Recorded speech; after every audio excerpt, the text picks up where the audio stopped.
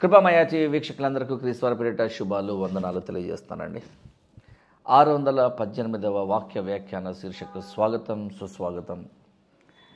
దైవజనులను ఆదుకోవాలి అనే విషయం గురించి మాట్లాడతాను. బ్రదర్ జాన్సన్ ఇజ్రాయెల్ అనేటువంటి ఈ వ్యాఖ్యాత ఈ యూట్యూబ్ ఛానల్లో ఉండేటువంటి స్పీకరు ఎప్పుడూ దైవజనులను దుయ్యబడుతూ వారిని దూషిస్తూ వారికి వ్యతిరేకంగా మాట్లాడుతూ ఉండేటువంటి ఈయన ఏంటి సడన్గా నిజమైన మారు మనసు పొందిన వాడికిలాగా నటిస్తూ దైవజనులను ఆదుకోవాలి, పాస్టర్లకు సపోర్ట్ చేయాలంటున్నాడు. వాస్తవానికి నేనెప్పుడు కూడా దురుద్దేశంతో కానీ స్వార్థపూరితమైనటువంటి ప్రయోజనాల విషయమై కానీ ఆలోచన చేసి ఎప్పుడు కూడా ఏ దైవజనుని యొక్క పేరు కూడా నేను తీసి పలానా వారిని దూషించడము, తక్కువగా మాట్లాడడము, వారి యొక్క మనోభావాలు దెబ్బతినేలాగా మాట్లాడడము, పలానా సంఘము చెడ్డది అని ప్రకటించేయడము నేను ఎప్పుడు చేయలే. కొన్నిసార్లు కొన్ని ప్రస్తావనలలో కొన్ని సంఘాల పేర్లు కొన్ని డినామినేషన్స్ పేర్లు మాట్లాడడం జరిగింది. ఎందుకంటే అక్కడ దాష్టికం జరుగుతున్నది. వాళ్ళందరూ కూడా ప్రతిష్ఠిత జనము కాకపోయినప్పటికీ మేము ఈ ఏర్పరచబడిన ప్రతిష్ఠితమైన జనము, గొప్పవారము, సంఘం అంటే మాదే అని సంకలు గుద్దుకుంటున్నారే, అటువంటి వారిని నేను దుయ్యబట్టనమాట. వాస్తవమే. కానీ to be very frank my dear brothers and sisters, నేను చెప్తున్నా, పాస్టర్స్ని ఆదుకోవాలి. పెద్ద సంఘాల పాస్టర్స్ని కాదు, చిన్న సంఘాలు ఉన్నాయి. 20-30 మంది మాత్రమే వస్తారు. అంతకంటే ఎక్కువ పట్టరు. ఎక్కడో మారుమూల గ్రామంలోనో, ఏ పల్లెటూరి ప్రాంతంలోనో, ఏ బస్తీల్లోనో, సిటీలో అయితే అక్కడ ఉంటారు. వారిని ఆదుకోవాలంటున్నా. దశమ భాగాల పేరిట అడుక్కుంటూ ఇదిగో ఫోన్పే, ఇదిగో ఐఎఫ్ఎస్సి కొడు, ఇదిగో జీపే అని అడుక్కుంటున్నారే, వాళ్ళ గురించి అసలు నేను మాట్లాడనండి. వాళ్ళు నిజంగా దాష్టిక జనము. ద్వితీయోపదేశకాండము 14:27లో లేవీలను విడవకూడదు అనగా దైవజనులను ఆదుకోవాలి, యాజక ధర్మము జరిపిస్తున్న వారిని ఆదుకోవాలి. నీ మధ్యను వారికి పాలైనను స్వాస్థ్యమైనను లేదు, నేను ఇవ్వలేదు. కాబట్టి దైవ జనులను ఆదుకోవాలి. పాస్టర్లను ఆదుకోండి, సువార్థికులకు సహాయం చేయండి, పరిచారకులను ఆదుకోండి, సంఘ పెద్దలకు మీరు ప్రోత్సాహాన్ని ఇవ్వండి. మొత్తం మీద నేను ఒక 4 పాయింట్స్ చెప్తానండి. Any pastor or every parish pastor, every church pastor, every congregation pastor, every denominational pastor, మీరు ఏమన్నా పేరు పెట్టుకోండి, దేవుని పనిని సజావుగా స్వార్థముగా లేకుండా నిజమైన ప్రేమతో, పూర్ణ విశ్వాసముతో, పూర్ణ భక్తితో, పూర్ణ భయముతో, పూర్ణ వణుకుతో, సనగక గొణగక నిస్వార్థమైన సేవ చేస్తున్న దైవజనులను తప్పకుండా ఆదుకోవాలి. మిగతా వారిని అవసరంలా. So there are 4 ways that we can honor our pastors. The first one, we should honor our pastors by supporting them, probably financial support. ముఖ్యంగా ఆర్థికంగా మనం ఆదుకోవాలి. చూడండి, తిమోతి గారికి పౌలు గారు రాసిన మొట్టమొదటి పత్రిక 5వ అధ్యాయం 17-18లో బాగుగా పాలన చేయు పెద్దలను అనగా వారికి ఇవ్వబడిన బాధ్యతను చక్కగా నిర్వర్తిస్తున్నటువంటి పెద్దలను, విశేషముగా వాక్యమందును ఉపదేశమందును ప్రయాసపడు వారిని, నిజంగా దేవుని సేవ కొరకు ప్రయాసపడిన వారిని రెట్టింపు సన్మానమునకు పాత్రనుగా ఎంచవలను. ఇందుకు నూర్చెడి ఎద్దు మూతికి చిక్కము వేయవద్దు అని లేఖనం చెప్తున్నది కదా. ద్వితీయోపదేశకాండము 25వ అధ్యాయము 4వ వచనంలో వ్రాయబడిన ఈ వాక్యాన్ని పౌలు గారు మరొకసారి రాస్తూ గుర్తు చేస్తూ ఉన్నటువంటి సందర్భం. నూర్చెడు ఎద్దు మూతికి చిక్కము పెట్టవద్దు, పనివాడు జీతమునకు పాత్రుడే. కాబట్టి మీ పాస్టర్ గారికి ఎప్పుడు ఏ ఆర్థిక ఇబ్బంది ఉన్నా సరే మీరు ఆయనను ఆదుకోవాలి. పౌలు గారు కొరింథీ సంఘానికి రాసిన మొట్టమొదటి పత్రిక 9:14లో సువార్త ప్రచురించువారు అనగా సువార్త ప్రకటించువారు, సువార్త పని చేయువారు సువార్త వలన జీవింపవలనని ప్రభువు నియమించి ఉన్నాడు. అనగా భక్తుల యొక్క, విశ్వాసుల యొక్క జేబులు ఖాళీలు చేయమని కాదు దీని అర్థం. మీరు విరివిగా ఇవ్వండి, విరివిగా కోస్తారు. ఏంటది విరివిగా కోసేది? తప్పు సార్. నేను అటువంటి సంఘాల గురించి, అటువంటి సంఘాలను నడిపిస్తున్నటువంటి దౌర్భాగ్యపు దైవజనుల గురించి నేను మాట్లాడట్లేదు. సువార్తను నిస్వార్థముగా దేవునికి నచ్చే విధంగా, ఆయన మెచ్చే విధంగా ప్రతిరోజు వీళ్ళని ఆత్మలను సంపాదించి దేవుని పాద సన్నిధిని ఉంచుకున్నటువంటి నిజమైన ప్రయాసము, భారము ఎవరిలో అయితే ఉంటుందో, ఎవరైతే దేవుని వారుగా ఉండాలనుకుంటారో, ఎవరైతే ఆత్మ నడిపింప కలిగిన వారైతే ఉంటారో, ఎవరైతే ఆత్మ చేత ముద్రింపబడిన వారైతే ఉంటారో వారు కావాలి దేవునికి. అటువంటి దైవజనులను తప్పకుండా ఆదుకోండి అని పౌలు గారు సలహా ఇస్తున్నాడు. అటు కొరింథీలో ఉన్న సంఘానికి రాసినా, ఇటు తిమోతి నడిపిస్తున్నటువంటి సంఘానికి రాసినా సరే ఒకటే మాటను 2 సార్లు ఉటంకించి రాస్తున్నాడు. గలతీ సంఘమునకు రాస్తూ 6వ అధ్యాయం 6వ వచనంలో వాక్య ఉపదేశము పొందువాడు ఉపదేశించు వానికి మంచి పదార్థం అన్నట్లు భాగం ఇవ్వాలంటున్నాడు. అయితే ఇక్కడ వచ్చినటువంటి భక్తులు, విశ్వాసులందరూ కూడా ఆ పేదవాడైనటువంటి దైవజనుని ఆదుకోమని సలహా ఇస్తున్నాడు. రెండవదిగా, we must honour our pastors by defending them. వారు ఏదైనా సమస్యలో పడినప్పుడు వాళ్ళని ఆదుకోవాలి. తిమోతికి రాస్తూ మొట్టమొదటి పత్రిక 3:7లో అధ్యక్ష పదవిని ఆశించేవాడు నిందాపాలై అపవాది ఉరిలో పడిపోకుండానట్లు సంగమునకు వెలుపటి వారి చేత మంచి సాక్ష్యం పొందినవాడై ఉండాలి.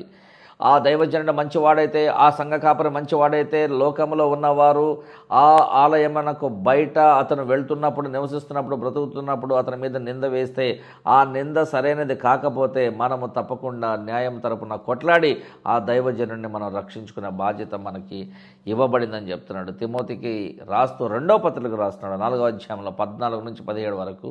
అలెగ్జాంద్రు అన్న కంచెరవాడు నాకు చాలా కీడు చేశాడు. చూడండి, దైవజనులను ఇబ్బంది పెట్టిన ఎదవలు ఉన్నారని చెప్తున్నాడు పౌలు గారు. అతని క్రియల చొప్పున వాడు ఏదైతే ఏదో పని చేశాడో, దైవజనులను ఇబ్బంది పెట్టాడో, సువార్త పనికి ఆటంకంగా ఉన్నాడో, దేవుని పనికి ఆటంకంగా ఉన్నాడో, అతని క్రియల చొప్పున ప్రభువు అతనికి ప్రతిఫలం ఇస్తారు అంటున్నాడు. అతని విషయమై నీవును జాగ్రత్తగా ఉండు తిమోతి, నా ఆత్మీయ కుమారుడైన తిమోతి, జాగ్రత్తగా ఉండు. అతడు మా మాటలను బహుగా ఎదిరించాడు. నేను మొదట సమాధానం చెప్పినప్పుడు ఎవడనూ నా పక్షముగా నిలవలేదు. అందరూ నన్ను విడిచి వెళ్ళిపోయారు. ఇది వారికి నేరముగా ఎంచబడకుండాను గాక. అయితే నా ద్వారా సువార్త పూర్ణముగా ప్రకటింపబడ నిమిత్తమును అన్యజనులందరూ దాని విన్ను నిమిత్తమును ప్రభువు నా ప్రక్కన నిలిచి నన్ను బలపరిచిన కనుక నేను సింహము నోటి నుండి తప్పింపబడి తిని. ఇది చాలా గొప్ప వాక్యం అండి. ప్రభువు నా ప్రక్క నిలిచి, అటు 10,000 మంది పడినా, ఇటు 1,00,000 మంది కూలిపోయినా సరే నేను నా దేవుని ఎదుట ధైర్యంగా నిలబడతాను. ప్రభువు నా పక్కన నిలిస్తే దేవుడు మన పక్షమున ఉండగా మనకు విరోధి ఎవడు? దేవుడు నా పక్కన నిలిచి నన్ను బలపరచెను కనుక నేను సింహము నోట నుండి తప్పింపబడితేనే. దానియేలు గారు ఫేస్ చేసినటువంటి ఈ సంఘటనని ఇక్కడ రాస్తున్నాడు. ప్రభువు నా పక్కన ఉన్నాడు కాబట్టి సింహాలు ఏం చేయలేదు. చూసారా? కాబట్టి మనము దైవజనులు మంచివారైనప్పుడు వారిని డిఫెండ్ చేసేటువంటి బాధ్యత మనం తీసుకోవాలి. ఇక మూడవదిగా, we must honour the pastors by recognising them. వాళ్ళని గుర్తించాలి, వాళ్ళ సేవను గుర్తించాలి. అయ్యగారు నమస్తే అండి, వదనాలి, చాలా గొప్ప సేవ చేస్తున్నారు సార్, దేవుడు మీ పరిచర్యను దీవించును గాక. మా ఇంటికి భోజనానికి వస్తారా? మీరంటే మాకు చాలా ఇష్టం. మీ సేవని మేము గుర్తించాం సార్. ఆ గుర్తింపుకు ప్రతిఫలంగా ఒక్క పూట భోజనం పెడతాం, రండి సార్. మాకున్నంతలో పెడతాం సార్, మేము తినేదే పెడతాం. మీరు ఎంత పెద్ద కోరికలు పెడితే మేము పెట్టలేం, కానీ మాకున్నంతలో పెడతాం, రండి సార్. ఇలాగా ఒకరోజు నన్ను ఒక కుటుంబం వారు, నాకు పెద్దగా పరిచయం లేనటువంటి కుటుంబం వారు నా వీడియోస్ కొన్ని చూసి, అయ్యగారు మీరు చాలా నిర్మోహమాటంగా వాక్యాన్ని ప్రకటిస్తున్నారు, హెచ్చరిస్తున్నారు, గట్టిగా మాట్లాడుతున్నారు, చాలా దుయ్యబడుతున్నారు, తప్పుగా మీరు ఖండిస్తున్నారు, మాకు బాగా నచ్చింది, మీరు మా మనసుకు నచ్చారు, చాలా దగ్గరగా ఉన్నారు, దేవుని కార్యము సఫలమయ్యేలాగా మీరు బాగా చేస్తున్నారు అని చెప్పి నన్ను కాస్త పొగడగానే ఇంతలా అయిపోయాం. మరి వీలు చూసుకొని మీరు మాకు సమయం ఇస్తే ఒక ఆదివారము మధ్యాహ్నము ఆరాధన కార్యక్రమం అయిపోయిన తర్వాత మీరు మా ఇంటికి భోజనానికి వస్తారా, మేము పిలిస్తే వస్తారా అని. నేను సెలబ్రిటీనా? తనను తాను తగ్గించుకున్నవాడు ధన్యుడు. యేసుక్రీస్తే తనను తాను తగ్గించుకుని మహిమాశ్వరంను వదిలేసుకుని దేవదూతల స్తుతియాగాను వదిలేసుకుని ఇక్కడికి వచ్చినప్పుడు, అక్కడెక్కడో 3వ ఆకాశం నుండి భూమి మీదకి వచ్చినప్పుడు నేను ఎక్కడి నుంచి పక్కూరికి పక్క రాష్ట్రానికి రాలేనా? వెళ్ళి భోజనం చేసి వచ్చేయాలా? వారికి అక్కడ మళ్ళీ వాక్యం కనీసం పావుగంటైనా వాక్యం ప్రకటించి అప్పుడు భోజనం చేసి వారి కొరకు ప్రార్థన చేసి రావాలి. మరి అయ్యగారు ఏమైనా ఇస్తే తీసుకుంటారా? నేనైతే ఇప్పటికీ తీసుకోదలుచుకోలేదు. బలవంతంగా ఇస్తే తీసుకున్నా ఆ డబ్బులు ఏదో ఒక రూపంగా మళ్ళీ వాళ్ళకే తిరిగి ఇచ్చే ప్రయత్నం చేశాను. ఇంకా నా దగ్గర చాలా డబ్బులు ఉన్నాయి. దేవునికి సంబంధించినటువంటి పని చేసినప్పుడు వస్తే డబ్బులు 1 రూపాయి కూడా నేను వాడైనా సచ్చానే, ఇంకా ఇంట్లో ఉన్నాయి, బీరువాళ్ళలాగే ఉన్నాయి. పేద సంఘాలకు, పేద కాపర్లకు అవి ఇవ్వాలని, దేవుని పని కొరకే వాడాలని పక్కన పెట్టాను. ఒక్క రూపాయి కూడా వాడినాం, పొరపాటున కూడా వాడినాం. మీరు కూడా వాడకండి. మీరు సంఘ కాపర్ అయితే వాడుకోవచ్చు. నేను ఒక ప్రీచర్ని, ఒక ఎవాంజలిస్ట్ని, నేను పాస్టర్ని కాదు, నాకు చర్చ లేదు, కానీ చర్చలో నేను చెప్తుంటా, అందుకని నేను వాడిన. పాస్టర్ అయితే వాడుకోవచ్చు, వాడుకోమని చెప్తున్నాడు దేవుడు. పనివాడు జీతం నాకు పాత్రుడే కదా. దశలోనిక సంఘానికి రాస్తూ మొట్టమొదటి పత్రికలో 5:12 సహోదరులారా, మీలో ప్రయాసపడుచు ప్రభువునందు మీకు పైవారయుండి మీకు బుద్ధి చెప్పు వారిని మన్నన చేసి, మన్నించి, క్షమించి, వారి పనిని బట్టి వారిని ప్రేమతో మిక్కిలి ఘనముగా ఎంచవలని వేడుకొనుచున్నాము. ఒకరితో ఒకడు సమాధానంగా ఉండండి. అనగా వారు చేసేటువంటి ఆ సేవను గుర్తించి వారికి చేదోడు వాదోడుగా ఉండమంటున్నాడు. And number 4, we must honour our pastors by loving them. వారిని ప్రేమించాలి, నిజంగా ప్రేమించాలి. హెబ్రీ పత్రిక పౌలు గారు రాస్తున్నాడు చూడండి, 13:17 మీ పైని నాయకులుగా ఉన్నవారు లెక్క ఒప్ప చెప్పవలసిన వారి వలె మీ ఆత్మలను కాయుచున్నారు. వారు దుఃఖముతో ఆ పని చేసిన ఎడల మీకు నిష్ప్రయోజనమగును కనుక దుఃఖముతో కాక ఆనందముతో చేయనట్లు వారి మాట విని వారికి లోబడి ఉండండి అంటున్నాడు. లోబడి ఉండాలి, ఆనందముతో ఉండాలి, దుఃఖపడి కాదు. ఏదైనా సహాయం చేసేటప్పుడు మనస్ఫూర్తిగా చేయండి. సనుగుతూ గొనుగుతూ వదిలే డబ్బులు లేకపోతే కానికేయాలంట, 5 రూపాయలు వేయచ్చు కదా, 100 రూపాయలు ఎందుకు, అది సనగటమే, సిరాకు వచ్చేద్దాం. దశలోనికేయులకు రాసినటువంటి మొట్టమొదటి పత్రిక 5:13 వారి పనిని బట్టి వారిని ప్రేమతో మిక్కిలి ఘనముగా ఎంచవలని వేడుకొనుచున్నాను. ఒకరితో ఒకడు సమాధానంగా ఉండండి అంటున్నాడు. వారిని ప్రేమించే విషయమై మనము సమాధానము కలిగి ఉండాలి. చిన్న చిన్న మిస్టేక్స్ ఏమైనా జరిగాయి అనుకోండి, అయ్యగారు ఇలా కాదండి, ఇలాగండి, సర్వమానవాళికి పనికొచ్చేటువంటి సందేశాన్ని మనం ఇవ్వాలి. రకరకాల వ్యక్తులు మన సంఘానికి వస్తున్నారు కాబట్టి మనకి మాత్రమే నచ్చే బోధన కాకుండా దేవుడు మెచ్చే బోధన చేయాలి. కాబట్టి అందరికీ ఆమోదయోగ్యంగా ఉండేటువంటి మాటలు మనం మాట్లాడాలండి. అంతేగాని ఒకరిని ఉద్దేశించి తిట్టి, ఒకరిని కొట్టి ఇండైరెక్ట్గా వద్దు సార్ అని చెప్పొచ్చు, సలహా ఇవ్వచ్చు ప్రేమపూర్వకంగా. ఫిలిప్పీలకు రాసిన పత్రిక 1:7-8 నా బంధకముల యందును నేను సువార్త పక్షమున వాదించుట యందును దానిని స్థిరపరచుట యందును మీరందరూ ఈ కృపలో నాతో కూడా పాలువారై ఉన్నారు కనుక, నాతో ఉన్నారు కనుక, మీరు కూడా ఈ శ్రమలలో పాలువారై ఉన్నారు కనుక నేను మిమ్మల్ని నా హృదయంలో ఉంచుకొని ఉన్నాను. ఇందుచేత మిమ్మల్ని అందరినీ గూర్చి ఈలాగు భావించడం నాకు ధర్మమే. క్రీస్తు యేసు యొక్క దయారసమును బట్టి మీ అందరి మీద నేను ఎంత అపేక్ష కలిగి ఉన్నానో దేవుడే నాకు సాక్షి. మీరు నన్ను ప్రేమించారు, నాతో పాటు ఉన్నారు, మీరు కూడా ఈ శ్రమలలో పాలుభాగస్తులు అయినారు, చాలా ప్రేమను చూపించారు.